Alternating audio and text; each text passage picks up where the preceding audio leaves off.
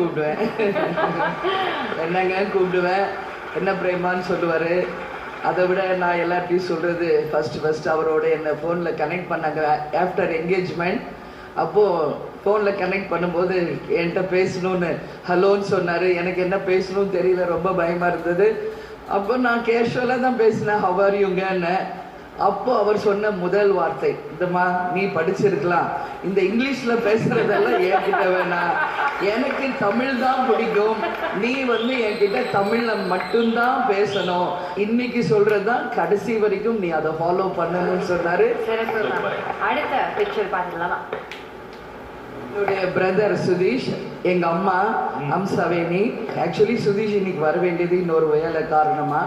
So Sudhish பார்த்தீங்கன்னா எங்களுக்கு திருமணமான காலத்திலேருந்து எங்கள் கூடயே, என் கூடயும் கணவர் கூடயும் எங்களோடையே தான் சினிமாலையும் சரி அரசியலையும் சரி அன்னைக்கு ஆரம்பித்த சப்போர்ட் இந்த நிமிஷம் வரைக்கும் தொடர்கிறது. அதனால எல்லா தருணத்திலும் அவர் ஒரு பிக் மாரல் சப்போர்ட் பண்ணுறார். சூப்பர் மேம், அவ்வளோ அழகாக நீங்கள் சொல்கிறத கேட்குறது சந்தோஷமாக இருக்குது. ஏதாவது ஒரு பர்டிகுலர் டைமில் இன்னைக்கு என் தம்பி என் கூட இல்லையே, இந்த தருணம் அவர் ஹேமச்சந்திரனுடைய ஃப்ரெண்ட் அவரு, அதுதான் இன்னைக்கு இங்க இருந்திருந்தா நல்லா இருந்திருக்கும். இந்த மேடையை யூஸ் பண்ணி என் தம்பிக்காக ஒரு விஷயம் சொல்ல போறேன். கேப்டனுக்கு இருந்த போதும் இப்போ இல்லாத போதும் எனக்கும் கட்சிக்கும் எங்களுடைய காலேஜ் சேனல் எல்லா இடத்துலையுமே எனக்கு சப்போர்ட்டிவா இருந்தது சுதீஷ் தான்.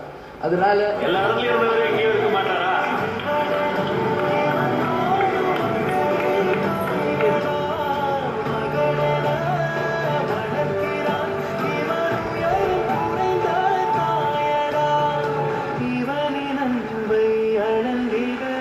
வாங்க, நம்ம பிராண்ட் அவர் CEO ஹேமச்சந்திரன் அவர்கள் யாராக நிறைந்த கரவலையோடு மேடை கலைக்கிறோம்.